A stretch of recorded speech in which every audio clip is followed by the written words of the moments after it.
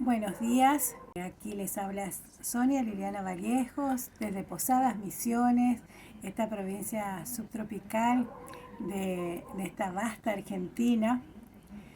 Y el tema que nos reúne hoy es el movimiento rock en Posadas.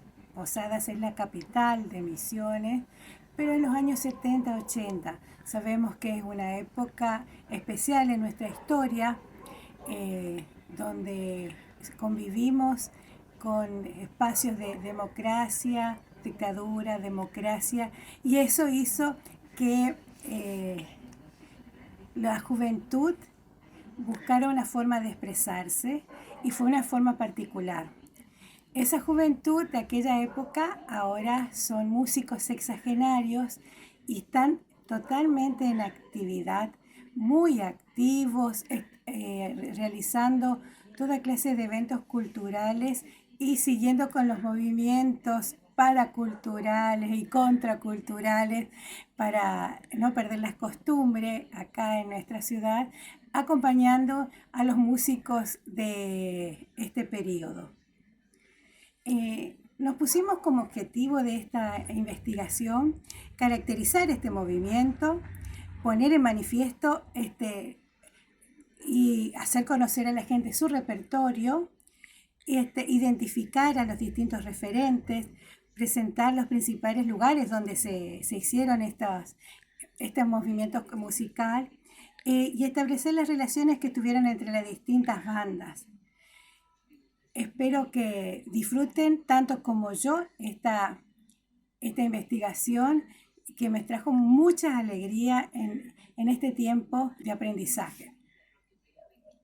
En una provincia muy joven que se provincializó en 1950, como pasó con Misiones, y una ciudad como Posadas, que es la capital, con una capacidad demográfica como de un gran barrio.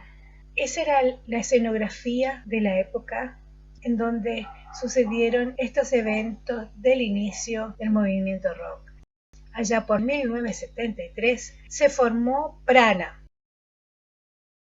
con los hermanos Tello y Daniel Tavia, Rodo Otero en guitarra rítmica, que era un amigo y vecino de la infancia de estos dos hermanos, y Jimmy Ledesma en batería, compañero de Daniel en primer año de la secundaria. El nombre fue elegido por Tello Tavia, que significa aire inspirado, y la particularidad de este grupo es que se dedicaban a tocar cover de rock en inglés y cantaban todos sus integrantes. En él estaban incluidos temas de los Beatles en general, Rolling Stone, Yes, Deep Purple, y también de Santana y Spinetta. Ensayaban estos adolescentes en la Escuela de Comercio de la ciudad de Posada, y sus presentaciones se realizaron en los distintos clubes, Club Social y el Club Tacurú. Y la primera presentación, según cuentan, fue en el Cine Español, con tanta emoción y con tanta aceptación que el público pidió que repitan la función. Y ese mismo día la gente salió, volvió a pagar la entrada para volver a ver ese espectáculo. Un recuerdo de los buenos si los hubiera. La canción Tu Soledad, compuesta por Daniel Tavia, fue grabada varios años después por Gervasio Malagrida en su disco Destino Congestionado. Fue escrita en Rosario en la época en que era estudiante universitario. Es una balada, una canción que sigue los parámetros de composición de los Beatles. La canción termina con la repetición del estribillo, que eso es parte de los arreglos. Refleja el sentimiento de soledad, aunque esté rodeada de gente, como es el caso en las grandes ciudades. Les dejo una parte para que puedan disfrutarla. Solitario vas en un mundo sin piedad, nadie sabrá si estás aquí o ya no estás. Te ocultas entre la gente y sentís que solo estás. Nadie miró tu soledad. Soledad en una multitud, ya no puedes esconderte más ni soñar.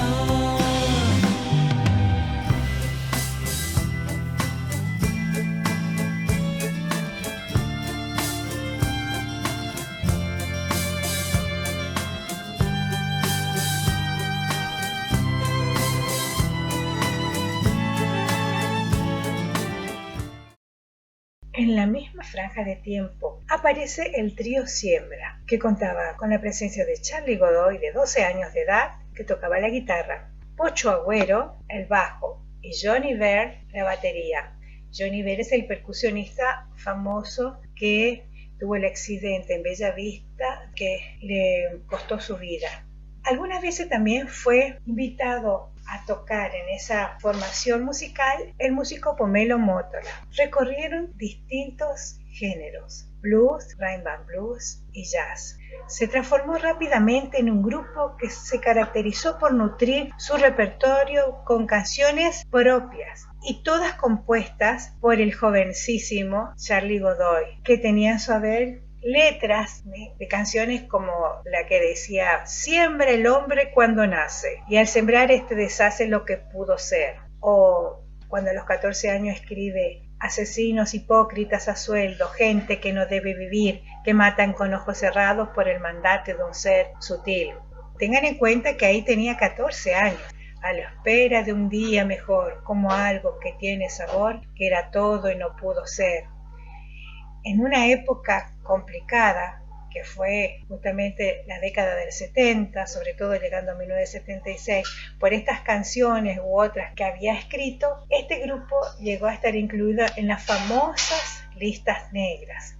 Fue muy aceptado en la Sala Maruja Ledesma, una sala cultural de Posada, donde se presentaban a salas llenas. Y lo particular es que en sus recitales los nombres que llamaba al público eran mansas canciones de invierno o recitales de siembra rompiendo cadenas. Ya llegada la democracia, Charly Godoy, siempre activo en la actividad cultural, organiza el primer Misiones Rock con el apoyo de la Dirección de Cultura de la provincia.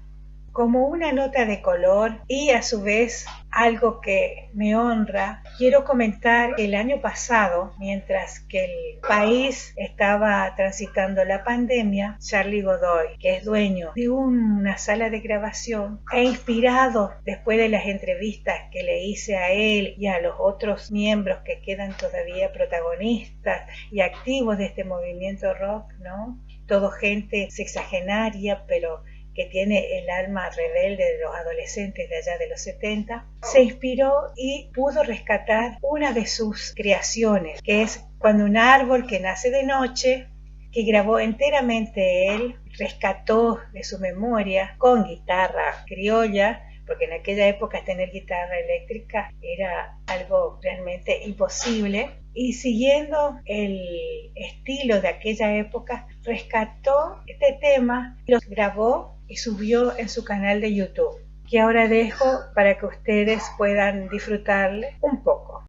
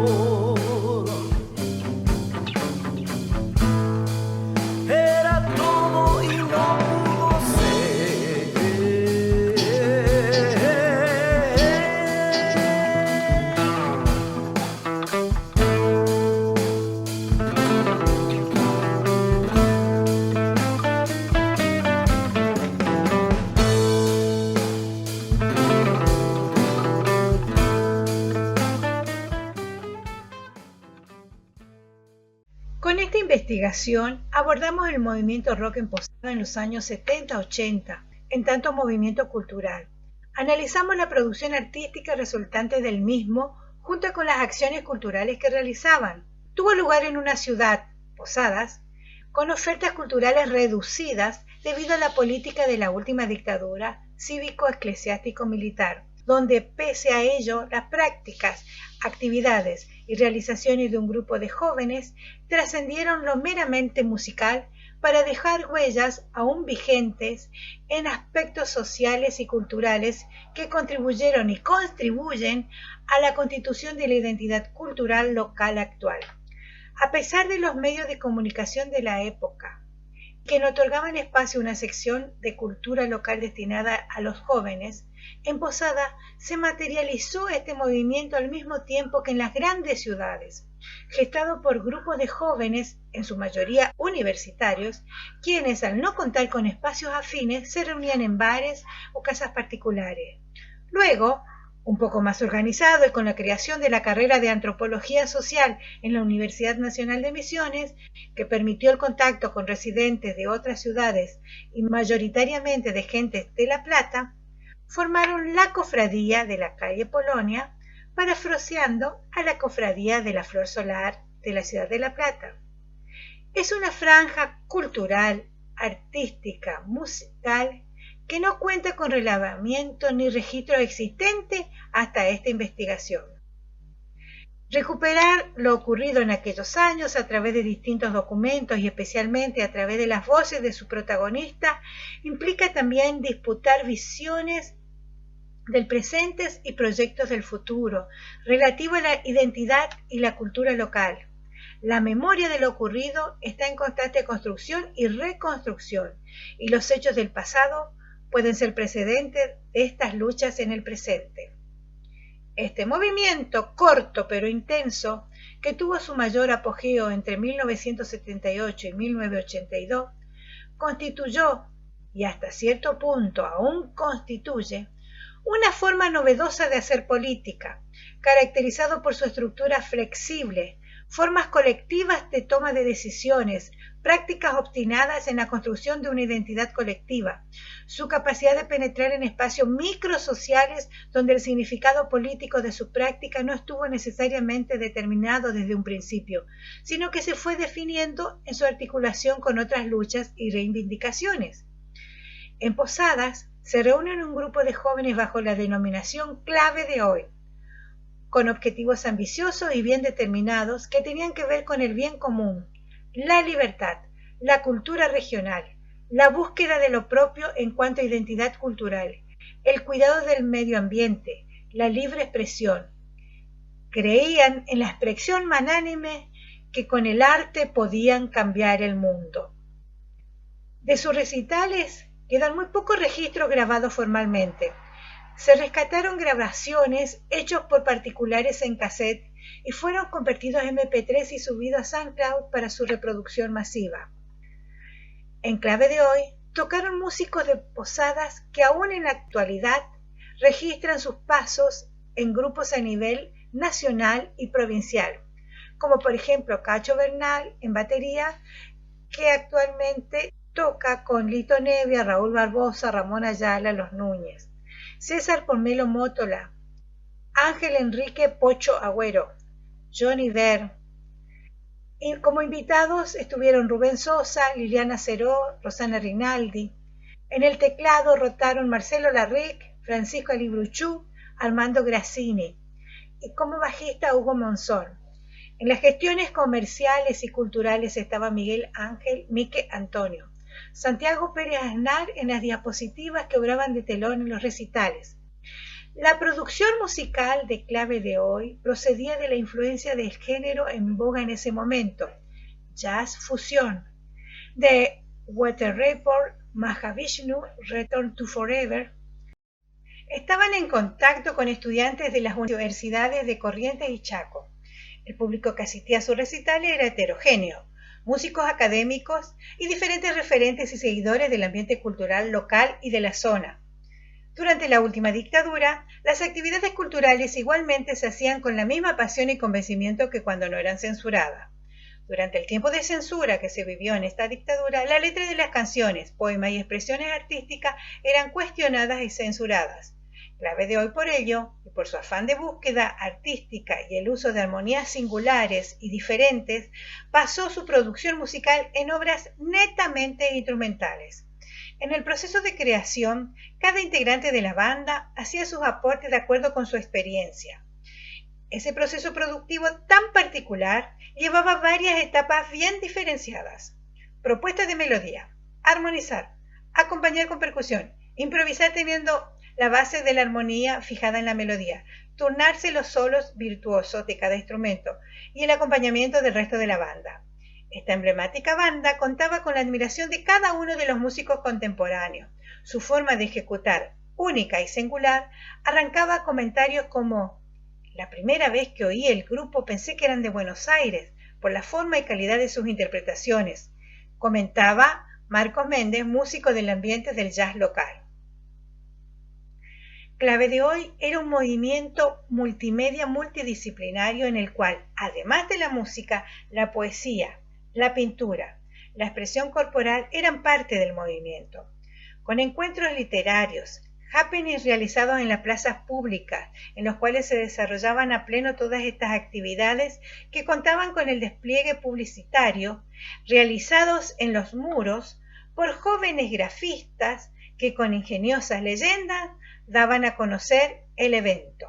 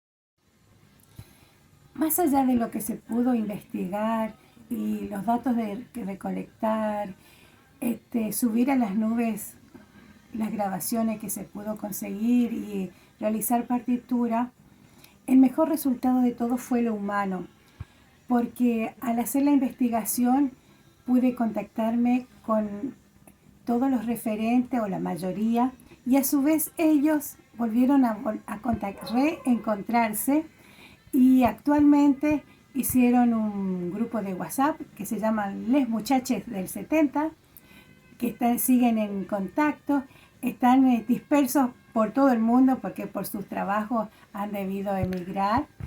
Y lo más lindo es que fui fuente de inspiración para muchos que no pudieron hacer sus grabaciones en esa época, y ahora la tecnología les facilita, pudieron hacer las grabaciones de sus producciones actuales, pero con los instrumentos de aquella época, o sea, utilizando guitarra criolla, batería, y esta vez están tocando lo suyo de allá de 1970, 1980, y acompañados y haciendo el soporte técnico con los chicos treintañeros, veinteañeros, que son ahora algunos alumnos o sobrinos, ¿no? Así que fue una experiencia muy, muy, muy valorable en todos los sentidos. Y para despedir, quiero dejar un mensaje que había dicho uno de los protagonistas, que dijo que si la contracultura es una resistencia, donde vos sabés que no podés ganar, pero tampoco te derrotan ni te absorben. Muchas gracias.